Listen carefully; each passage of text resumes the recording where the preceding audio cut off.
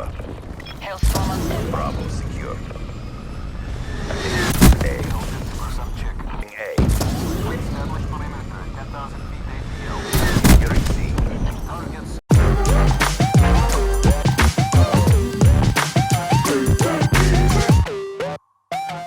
Do not tell me that the Hellstorm missile doesn't work.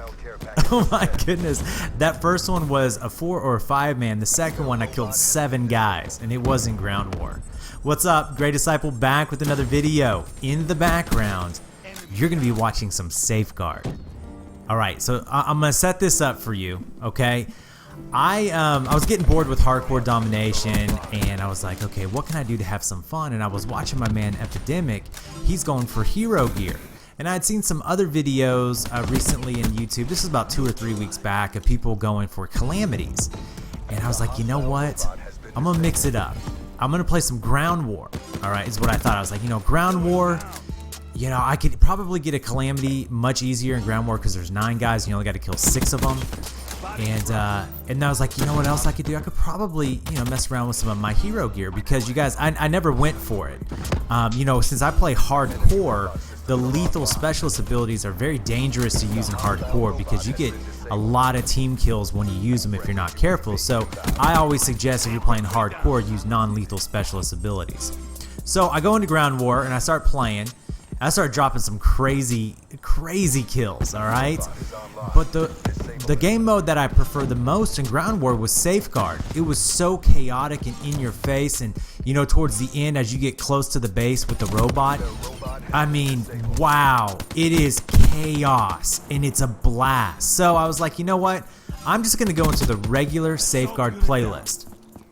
And I gotta tell you, I'm having more fun in this game now than I had when the game launched. It is an absolute blast to play Safeguard. And I mix it up so much.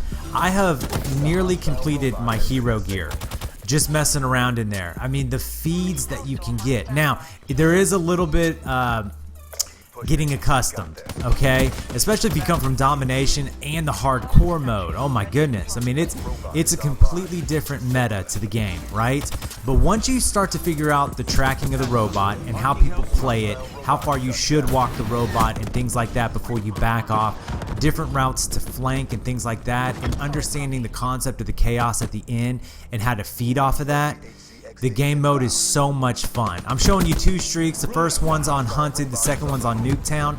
I'm using my favorite setup to play with in Safeguard. And you guys, I have tried so many setups.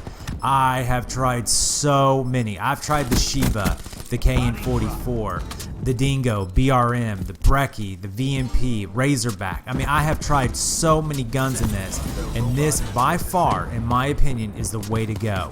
Now keep in mind, I am focused on doing my hero gear, and I think in these 2 games, I'm working on Nomad's Hive. Believe it or not, I have not gotten the hero gear on him yet.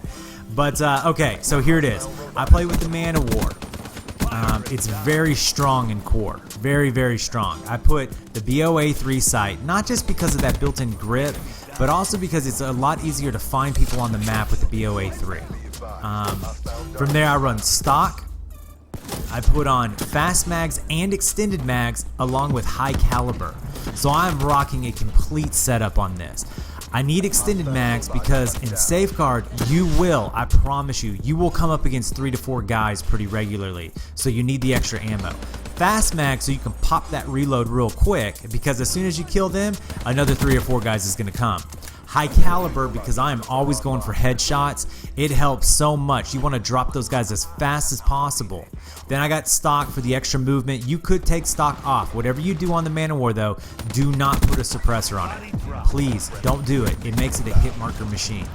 I run fast hands because, you know, I want the fast ADS because I'm rushing a lot, but also I have to pick up guns along the way because I'm not running scavenger. And then I'm running overclock because I'm going for hero gear.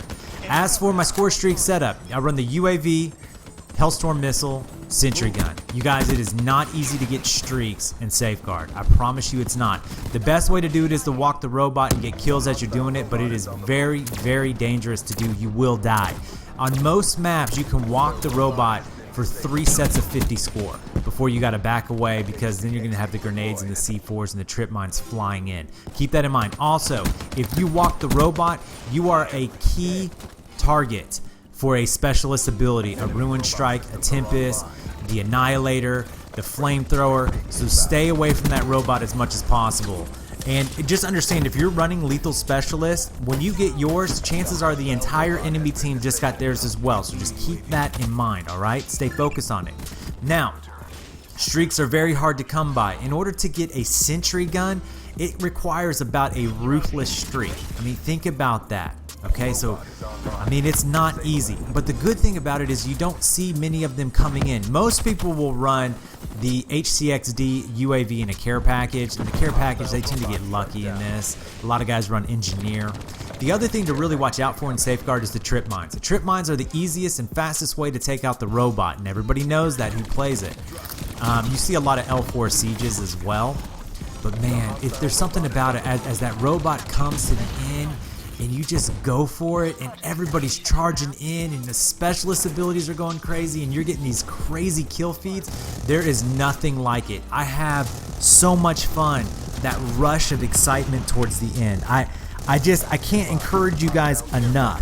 Go into Safeguard and have a blast. Now, again, it's going to take you a little bit to get accustomed to. And some of you may say, oh, I'm going to go up against teams, or I need some buddies to do it with me. I don't come up against many teams in Safeguard. Sometimes I'll come up with, you know, like 1 or 2 guys playing together, maybe 3 here and there, but I don't come up against full teams like I will in Domination, alright? A lot of solo players, it's a lot of having fun, and even if you have a team, it doesn't ensure victory. I promise you this. There's a lot of things that come into play. You're going to see a lot of snipers. You don't usually see a lot of snipers. But I'm telling you right now, go in there, try my setup with the Man of War. I promise you, it won't let you down, okay? I've tried the VMP. I get killed by the VMP a lot, but for some reason I can't do that greatest stuff with it. I don't know what it is, why it won't work for me. The Brecci is ridiculous. My favorite setup on the Brecci for Safeguard is rapid fire with long barrel, just because, like I said, you're going to come up against big groups of people, okay?